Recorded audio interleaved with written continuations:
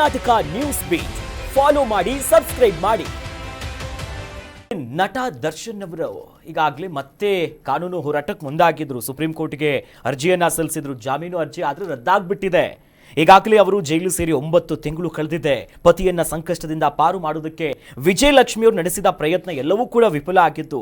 ಈಗ ದೇವರು ನಮ್ಮ ಜೀವನದಲ್ಲಿ ಆಟ ಆಡ್ತಿದ್ದಾನೆ ಅಂತ ಪಾಪ ಅಳಲನ್ನ ತೋಡ್ಕೊಂತಿದ್ದಾರೆ ಅವರು. ನಿರಂತರವಾಗಿ ದರ್ಶನ್ ಯಾವಾಗ ಜೈಲು ಪಾಲಾದ್ರೂ ಅವತ್ತಿಂದ ಟೆಂಪಲ್ ರನ್ನು, ಕಾನೂನು ಹೋರಾಟ. ಆದರೆ ದರ್ಶನ್ ತೂಗುದೀಪ ಮೇಲೆ ತೂಗುಗತಿ ಅನ್ನೋದು ಇನ್ನೂ ನಿಲ್ತಾನೇ ಇಲ್ಲ, ಕಂಟಿನ್ಯೂ ಆಗ್ತಾನೆ ಇದೆ. ಪಾಪ ಈ ವಿಜಯಲಕ್ಷ್ಮಿ ಅವರು ನಿಜಕ್ಕೂ ಒಂದು ಮಾದರಿ ಹೆಣ್ಣುಮಗಳು.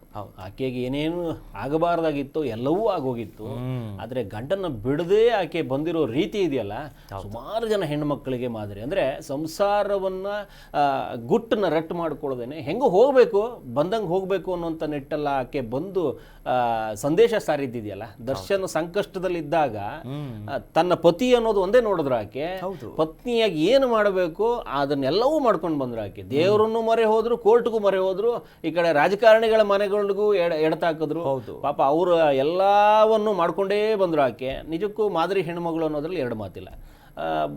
ಹಿಂದೆಲ್ಲ ಪ್ರಕರಣಗಳನ್ನ ನೋಡ್ತಾ ಬಂದ್ರೆ ದರ್ಶನ್ ಅವರು ನಡೆಸ್ಕೊಂಡಿರೋ ರೀತಿ, ಇನ್ನೊಂದು ಮತ್ತೊಂದು ಅವೆಲ್ಲವನ್ನು ಆಕೆ ಎಲ್ಲವನ್ನು ಕಡೆಗಣಿಸಿ ತನ್ನ ಪತಿ ಅನ್ನೋದನ್ನು ಮಾತ್ರ ನೋಡ್ತಾ ಒಬ್ಬ ಭಾರತೀಯ ಹೆಣ್ಣು ಮಗಳಾಗಿ ನಾನು ನನ್ನ ಪತಿಯನ್ನ ಉಳಿಸ್ಕೊಳ್ಳೋದಕ್ಕೆ ಏನೇನು ಮಾಡಬೇಕು ಅನ್ನುವಂಥ ನಿಟ್ಟಲ್ಲಿ ಆಕೆ ಮಾಡಿದ್ದ ಏನು ಪ್ರಯತ್ನ ಇದೆಯಲ್ಲ, ಅದು ನಿಜಕ್ಕೂ ಶ್ಲಾಘನೀಯ. ಅದು ಆಕೆ ವಿಚಾರದಲ್ಲಿ ನಮಗೊಂದು ಹೆಮ್ಮೆ ಆಕೆ ನಡ್ಕೊಂಡ ರೀತಿ. ನಮಗೆ ಯಾಕಂದರೆ ಮಾತೆಗೆ ಹೋಲಿಸ್ಕೋತೀವಿ ಹೆಣ್ಣುಮಗಳನ್ನ. ಆಕೆ ಕ್ಷಮೆಯ ದರಿತ್ರಿಯಾಗಿ ನಿಂತ್ಕೊಂಡಿರ್ತಾರೆ. ನಿಜಕ್ಕೂ ಕ್ಷಮೆಯ ದರಿತ್ರಿಯಾಗಿ ಕಾಣಿಸ್ಕೋತಾರೆ ವಿಜಯಲಕ್ಷ್ಮಿ.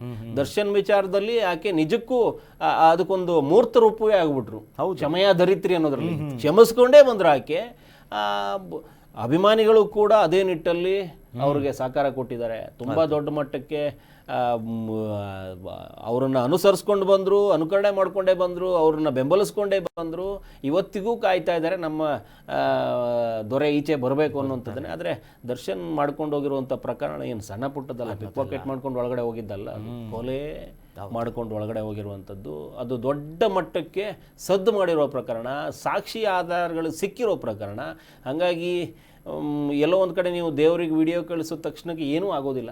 ಇದು ನಿಮ್ಮ ನೋವು, ಹತಾಶೆ ಮಾತ್ರ ತೋಡ್ಕೊಂಡಂಗಿದೆ. ಬೇರೆ ಯಾವ ವಿಚಾರದಲ್ಲೂ ನಿಮಗೆ ಇದು ಯಾವುದೂ ಸಹಾಯಕ್ಕೆ ಬರೋದಿಲ್ಲ. ಕಾನೂನು ರೀತಿಯಲ್ಲಿ ಹೋರಾಟ ಮಾಡಬೇಕಾಗಿದೆ, ಕಾನೂನಿನ ಮೇಲೆ ನಂಬಿಕೆ ಇಡಬೇಕಾಗಿದೆ. ನಿಮ್ಮಲ್ಲಿರುವ ದಾಖಲಾತಿಗಳು ಅದಕ್ಕೆ ಸಂಬಂಧಪಟ್ಟಂಗೆ ಏನೇನು ಪೂರಕವಾಗಿ ಅನಿಸುತ್ತೋ ನಿಮಗೆ, ಅದನ್ನು ನೀವು ಕಾನೂನು ಅಡಿಯಲ್ಲೇ ತಗೊಂಡೋಗಿ ನಿಲ್ಲಿಸ್ಕೋಬೇಕು. ಯಾವುದೇ ಸಾರ್ವಜನಿಕ ವಲಯಗಳಲ್ಲಿ ನೀವೇನೇ ತೋಡ್ಕೊಂಡ್ರು ಈಗ ಆ ಮಟ್ಟದಲ್ಲಿ ಕೇಸ್ ಇಲ್ಲ. ಪ್ರಕರಣ ಹೋಗಿ ನಿಂತಿರೋದು ನ್ಯಾಯಾಲಯದಲ್ಲಿ. ನೀವು ಏನೇ ನಿರೀಕ್ಷೆ ಮಾಡಿದ್ರೂ ನ್ಯಾಯಾಲಯದಲ್ಲೇ ನಿರೀಕ್ಷೆ ಮಾಡಬೇಕು. ಈ ಸಂಬಂಧಪಟ್ಟಂಗೆ ಮಾತಾಡೋದಾದ್ರೆ ವಿಜಯಲಕ್ಷ್ಮಿ ಹತಾಶೆಯನ್ನ ವ್ಯಕ್ತಪಡಿಸಿದ್ದಾರೆ. ಅವರಿಗೆ ಇರಬೇಕಾದವ್ರ ಜೊತೆಗಿಲ್ವಲ್ಲ ಅನ್ನುವಂಥ ನೋವಿದೆ. ನಮ್ಮ ಅಂದರೆ ನಾನು ಮಾಡಿರುವ ಕೆಲಸಗಳಿಗೆ ದೇವರು ಸರಿಯಾದ ತೀರ್ಪನ್ನು ಕೊಡ್ತಾ ಇಲ್ವಲ್ವ ಅನ್ನೋಂಥದ್ದು. ದರ್ಶನ್ ಕೇಸಲ್ಲಿ ಅನ್ನುವಂಥದ್ದು ಅವರ ವಿಚಾರ ಇದೆಯೋ ಅಥವಾ ನನಗೆ ಅನ್ಯಾಯ ಆಗಿದೆ ಅನ್ನೋಂಥದ್ದನ್ನು ತೋಡ್ಕೊಂಡ್ರು. ವೈಯಕ್ತಿಕ ಬದುಕಲ್ಲಿ ಆಕೆಗೆ ಅನ್ಯಾಯ ಆಗಿರೋದನ್ನ ತೋಡ್ಕೊಂಡಿರ್ಬೋದು. ವಿಚಾರ ಯಾವುದೇ ಇರಲಿ, ಆಕೆಗಂತೂ ಅನ್ಯಾಯ ಆಗಿರೋದು ನಿಜ. ಆಕೆ ಬದುಕಂತೂ ಗೋಳಾಟದಲ್ಲಿ ಅಥವಾ ಸಂದಿಗ್ಧದಲ್ಲಿರುವಂಥದ್ದಂತೂ ನಿಜ. ಹೌದು, ನ್ಯಾಯ ಸಿಗಲಿ ಭಾರತೀಯ ಹೆಣ್ಣು ಮಗಳಿಗೆ, ಅಷ್ಟೇ ಮಾತ್ರ ಹೇಳ್ಬೋದು. ಹೌದು. ಕರ್ನಾಟಕ ನ್ಯೂಸ್ ಬೀಟ್ ಫಾಲೋ ಮಾಡಿ, ಸಬ್ಸ್ಕ್ರೈಬ್ ಮಾಡಿ.